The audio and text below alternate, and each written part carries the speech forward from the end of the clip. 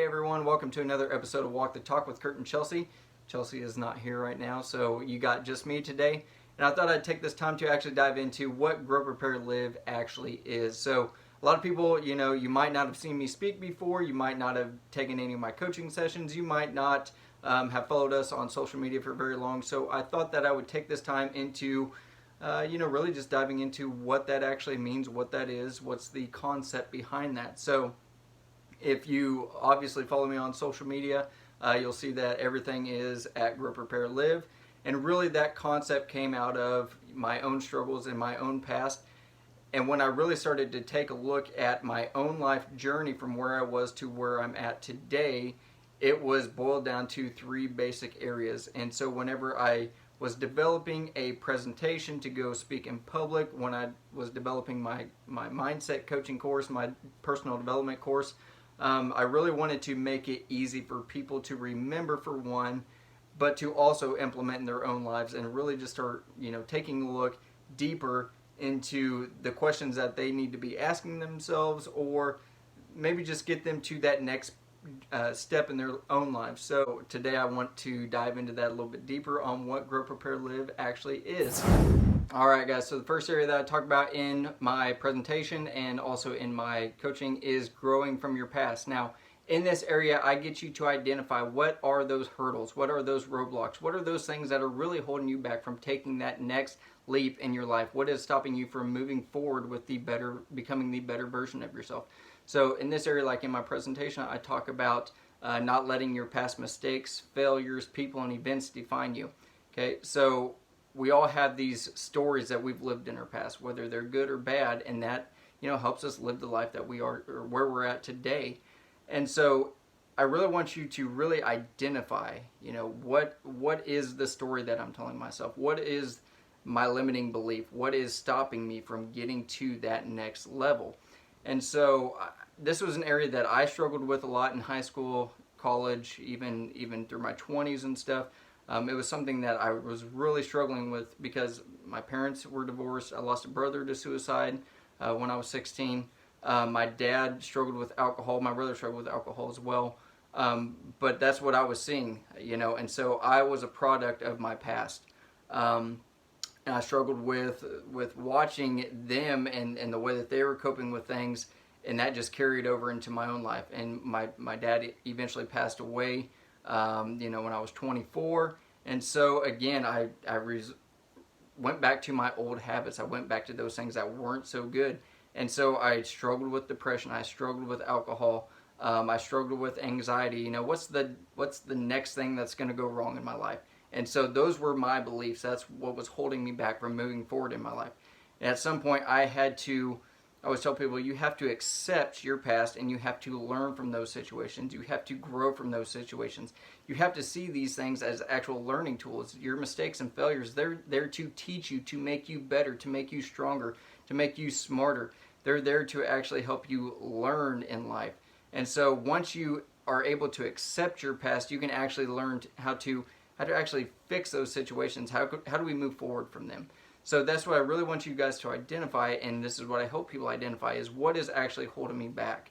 And not only that, but how do I grow from those? How do I learn from them? How do I keep moving forward? Because you can't move forward if you're constantly looking in the rearview mirror. And so for me to move forward with my life, I had to accept that I can't go back and change those things.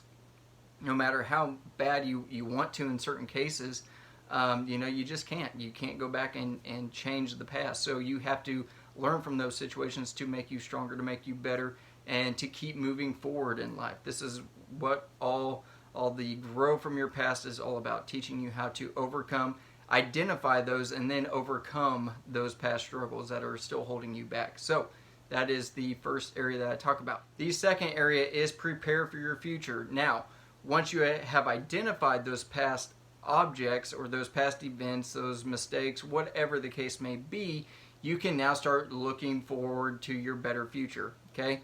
I would say you never give anyone or anything that type of control over you that you don't have the ability to create a better future for yourself. You can always create a better future for yourself. No matter what situation you've been in, you can always change things. You can always turn things around. But you have to believe that that is possible. You have to believe that you can make your life better. Okay, you are not stuck. You're not a tree. You're not stuck in the same spot. You can get outside. You can grow. You can learn new things. You can challenge yourself. You can get outside of your comfort zone. Okay, again, preparing for your future. In this area, I talk about goal setting. Okay, it is so important. You have to envision your life of where you want to go, the things that you want to accomplish before you can actually start implementing a plan to get that done, to make it a reality. So here's where I tackle, goal setting. I'm a very, very firm believer, whether it's daily goals, monthly goals, yearly goals, long-term goals, you can actually predict your future by doing these little daily habits, these little daily goals. You can start predicting your future and setting up a really good plan to actually make your dream, your dream life a reality. So here's where we talk about that. I encourage people to follow their passions, not just follow a paycheck. I struggled with this a long time, chasing money. It was one of those things. I went to college to get an electrical degree, and it was just to, how can I get through college in the fastest amount of time and make the most money? And that to me was an electrical degree because it was close to home. That's what I could do. And so I really just dove into that. That was my first business adventure. And yes, I was making good money. After we struggled with getting the business off the ground, I ended up making good money. But I really wasn't happy doing that. That wasn't something that just really lit me up every day. I got caught in the burnout chasing money instead of doing the things that I actually enjoy doing. I was not passionate about that. When I started asking myself, what am I passionate about? It was helping other people. So it was something that I had done even back in high school, whether it was friends, whether it was family. I was successful in business because my electrical was a byproduct of my passion, which was helping other people. And so if it was a customer that called up at midnight, I had no problem jumping up out of bed and going and fixing their problem because that was my mission, was to help other people. I got into public speaking and stuff because I continuously seen other students, other kids struggle in their high school days, college days, and even adults that I talked to on job sites. I continued to see other people struggle with this concept of not thinking that they could better themselves. They hit that first failure, that first mistake, and they would just shut down. And so I thought to myself, I got to try to get out there and help other people and see that they can actually turn their life around. And so I want people to envision that their life can be better, okay? And not letting those beliefs that you might have, that fear, hold you back. The fear of failure, the fear of what other people might think of you, the fear of others' opinions. There's so much fear that can stop you from living your goals, living your dreams, going after that dream job. And what I always tell people is, if you don't do these things that you enjoy because of somebody else's opinion of you, or a fear that is holding you back, what if I fail, what if I mess up, what if I make a mistake, what if I failed in the past before, why would I try that again? If you live in that fear and you don't ever go out and do those things that scare you a little bit, you're going to live with the biggest fear of them all, and that is the fear of regret. And there's nothing worse than looking back at the end of your life and saying, I should have tried harder. I should have tried something different. I wish I would have did this, right? So this is what I want to try to instill with you, that, you can actually live the life that you want to live. You can actually enjoy your passions, enjoy life, live it to the fullest, and enjoy every day. If you're working a job just for a paycheck, that's not actually living life.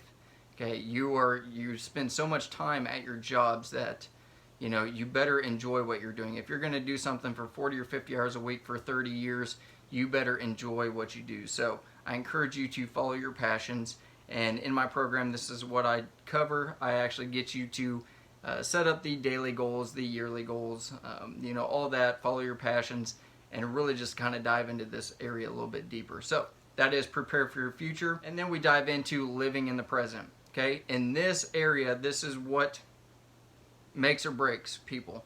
Okay, it's easy to, to identify, maybe what's stopping you. After you get that, okay, we can write down goals. We can do that.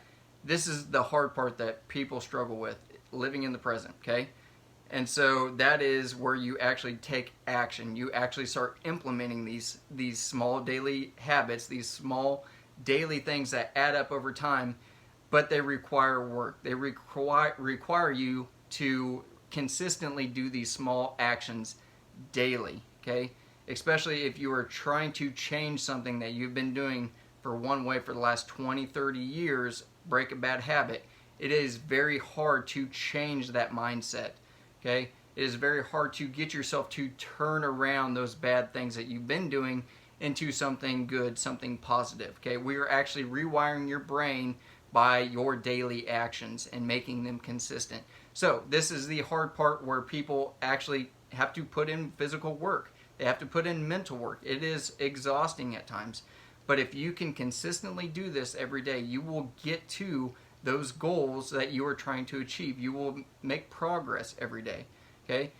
And in some of these areas that in my presentation I talk about, making some hard decisions, taking a look and asking themselves, certain questions and stuff, and really just kind of cutting the fat out of their life, okay? So one of these questions is, what are you spending your time on? Really getting you to take a look at the things that are not adding value to yourself. You're wasting so much time by, maybe it's scrolling through social media.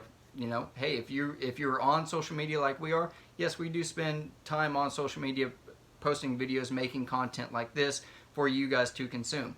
But that doesn't mean that we are just aimlessly scrolling through whenever we are actually supposed to be adding value to our life.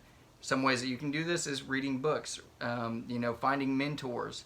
If you are watching on social media and stuff, follow influencers, people that you want to emulate, people that are at a higher level than you that you want to try to become. This is how you learn, and you are continuing to add value to yourself. People want to, maybe hear that they want to make more money, but they don't actually do that part, and that is to add the value to themselves.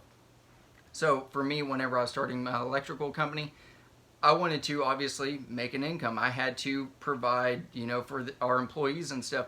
And so I would come in 2-3 hours before work. I would leave 2-3 hours afterwards.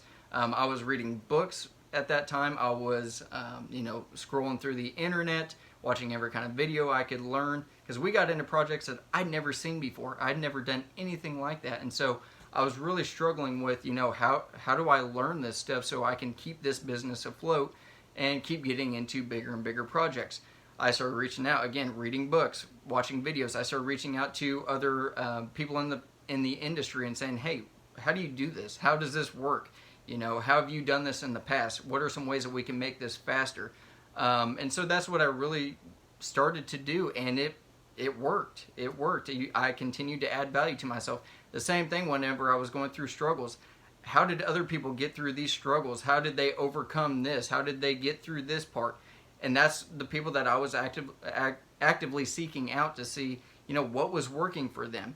I continue to do this every day. I'm actually putting in the work. I watch videos. I read books, personal development, because it is a lifestyle. You never should stop continuing to grow and continuing to better yourself. You must continuously do this over the course of your life so that you can become more valuable.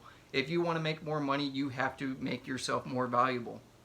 If you want to get a raise, you have to make yourself more valuable to the company. Okay? If you want to start your own business, you have to make yourself more valuable. You have to learn how to run a business. You have to learn how to start a business. You have to implement those things that are going to actually make you last long term in this industry. So, another question that I want people to realize is, who are they spending their time with? These are the people that you surround yourself with, whether it's your family members, whether it's your friends, whether it's your co-workers that you spend time with.